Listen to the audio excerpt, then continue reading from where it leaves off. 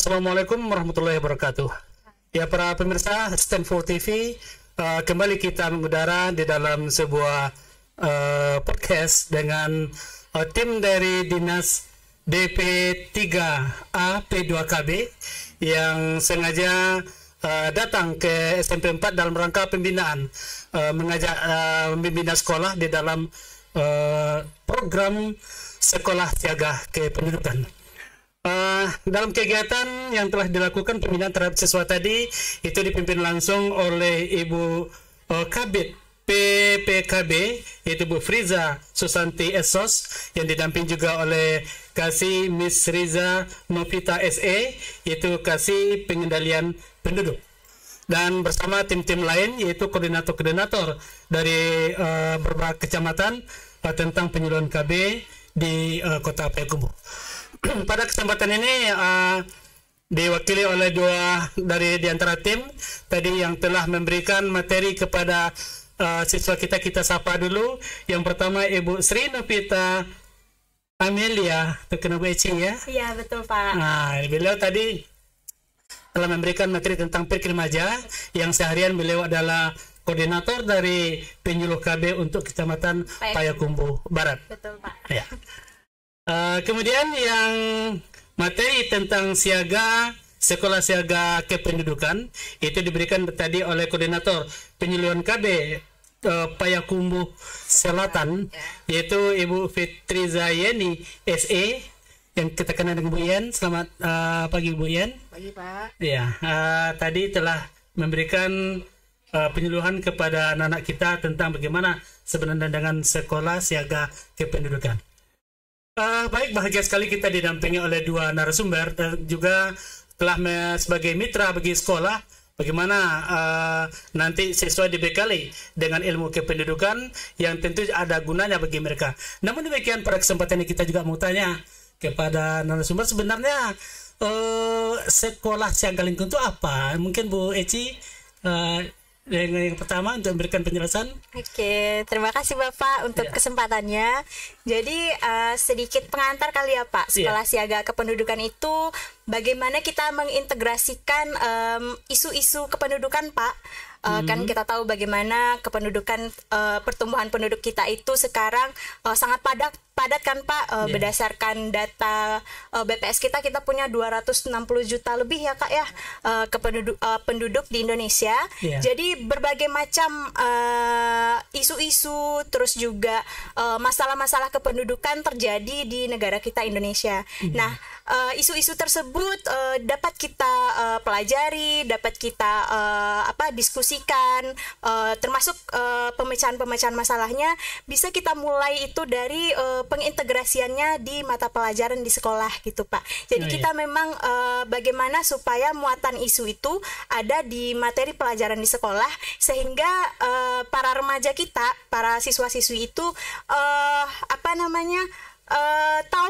tahu mengetahui informasi mengenai masalah kependudukan, terus tahu juga gimana mereka itu berperan sebagai salah satu agent of change untuk mengubah atau memberikan kontribusi yang positif terhadap pertumbuhan penduduk, karena kedepannya pasti mereka akan jadi pemimpin gitu ya Pak. Jadi ketika mereka sudah tahu permasalahan penduduk seperti ini, mungkin ada ide-ide yang baik yang dapat memecahkan masalah kependudukan gitu. Salah satu contohnya misalnya nih, kita tahu kalau kita berbicara kependudukan, padat penduduk misalnya Pak, contohnya itu bagaimana sekarang itu terjadi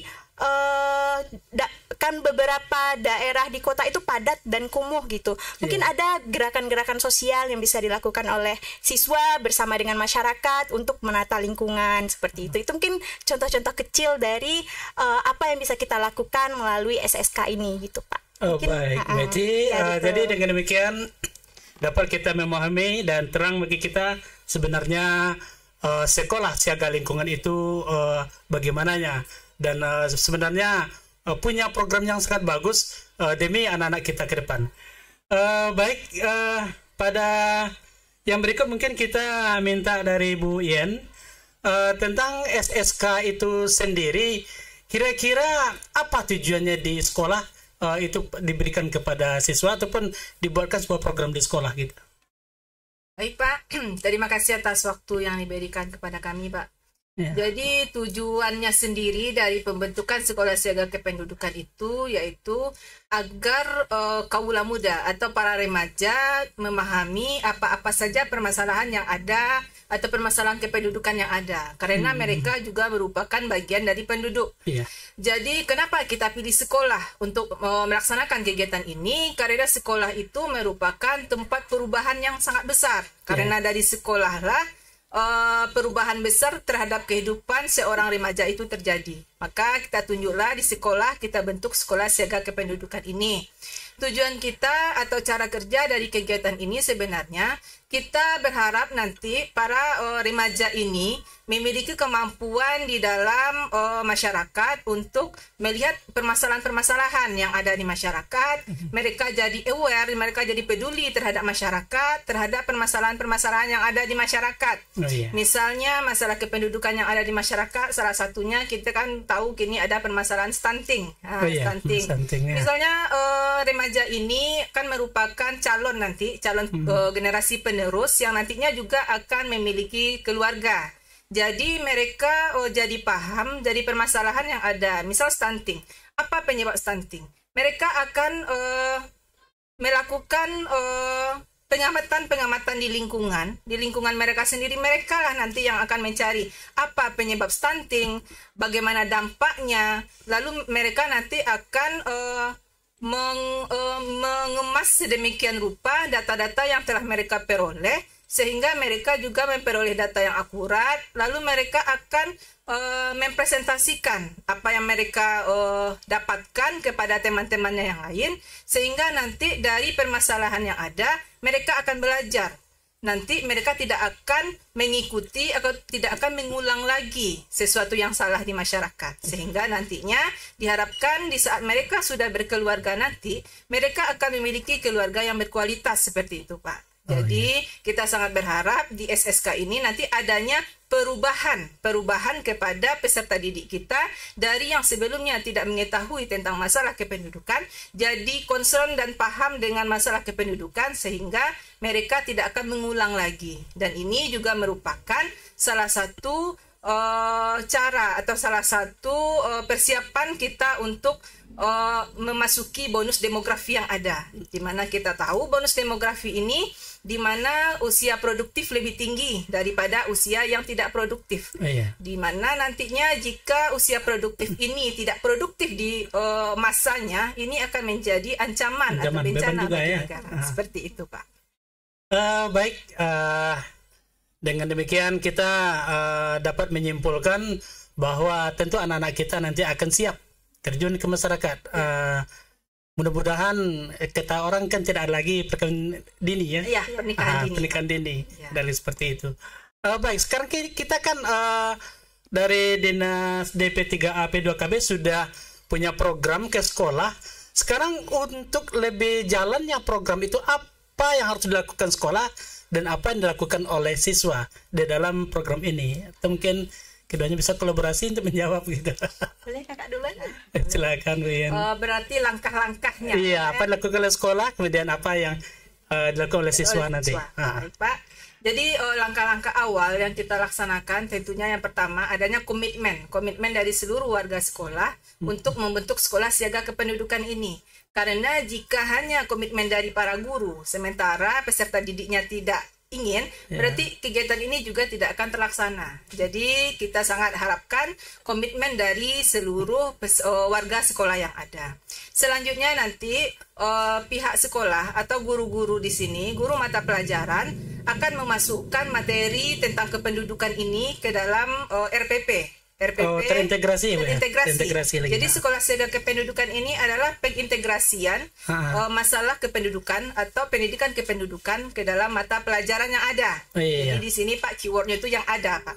Jadi kita tidak menambah mata pelajaran baru dan tidak menambah jam pelajaran baru. Jadi kita mengintegrasikan. Jadi selanjutnya guru-guru mata pelajaran menyusun RPP dan memasukkan tentang masalah kependudukan ke dalam RPP. Selanjutnya juga nanti guru mata pelajaran akan membuat LKS, lembar kerja siswa, yang nantinya akan digunakan oleh para siswa untuk melakukan pengamatan secara kecil-kecilan ke lingkungan tempat tinggal mereka. Oh, berarti langsung terjun. Langsung terjun, Pak. Dia ke masyarakat. Jadi gitu. mungkin ini juga sejalan dengan kurikulum Merdeka ya, Pak. Jadi para siswa ini kan dituntut agar berpikir lebih mereka kreatif mandiri seperti itu. Jadi nanti LKS yang telah dibuatkan oleh guru mata pelajaran itu yang digunakan oleh siswa ke bawah. Jadi siswa nanti akan menghimpun permasalahan yang ada di masyarakat di tempat tinggal mereka sendiri. Mereka akan menghimpun permasalahan, mereka akan mencari nanti, jadi mungkin mereka nanti juga akan melakukan wawancara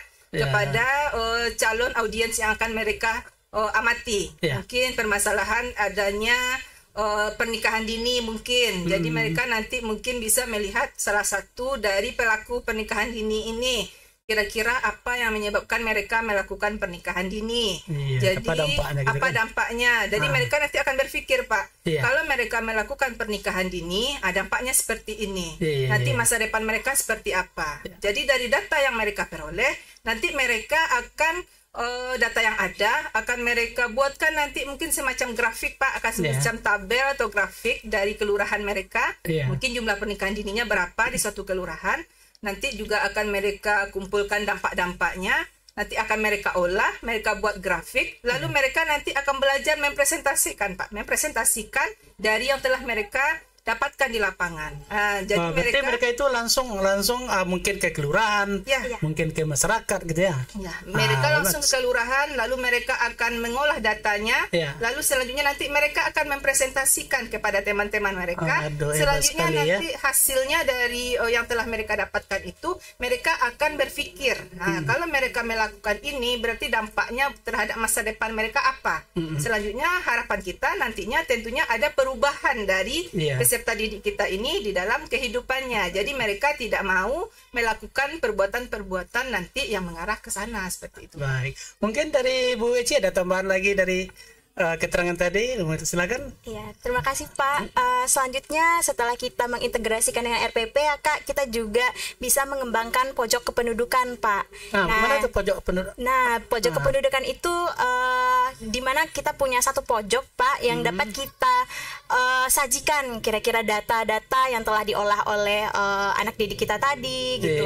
Kita bisa bikin semacam posko gitu. Ya, seperti macam pojok literasi. Iya Pak, seperti pojok literasi. Namun muatan-muatan kependudukannya ada di sana gitu. Mungkin kita bisa integrasikan jika kita sudah punya pojok literasi di sekolah, bisa kita tambahkan muatan kependudukannya di sana. Jadi data-data yang sudah diolah tadi oleh siswa mungkin bisa kita presentasikan, bisa kita tampilkan semacam dinding data gitu ya Kak ya. Bisa kita pajang gitu ya Pak, dan semua masyarakat sekolah itu bisa mengaksesnya gitu. Dan bisa juga siswa sebagai sumber informasi. Betul Pak, sebagai sumber informasinya gitu. Mungkin itu ya Pak tambahannya. Baik, banyak sekali sudah kita dapatkan. Kenapa? Kalau dari keterangan-keterangan tadi jelas bagi kita bahwa sekolah siaga kependudukan sebenarnya harus ada pada semua sekolah kalau begitu. Jadi alhamdulillah pada kesempatan ini SMP 4 Payakumbuh mencoba untuk merintis pertama sebagai sekolah yang pertama untuk ini. Mudah-mudahan ke depan setidaknya khusus untuk anak-anak yang di SMP 4 saja ini dapat bermanfaat. Tentu bagi kita harapan kita untuk seluruh anak di kota kita ini, kota Payakumbuh. Ya, jadi itulah tadi para pemirsa, kita bersama Ibu Eci dan Bu Yen. Beliau adalah penyuluh untuk pengendalian keluarga berencana yang dari Payakumbuh Barat dan juga dari Payakumbuh Selatan. Dan kita berterima kasih atas kebersamaan beliau yang telah memberikan waktu dan ilmu kepada kita bersama. Mudah-mudahan ke depan masalah penduduk ini pengendaliannya dapat terkendali, tentu dengan beliau yang sebagai ujung tombak di dinas yang terkait. Demikian, terima kasih atas segala perhatian. Assalamualaikum warahmatullahi wabarakatuh. Waalaikumsalam warahmatullahi wabarakatuh. Lain?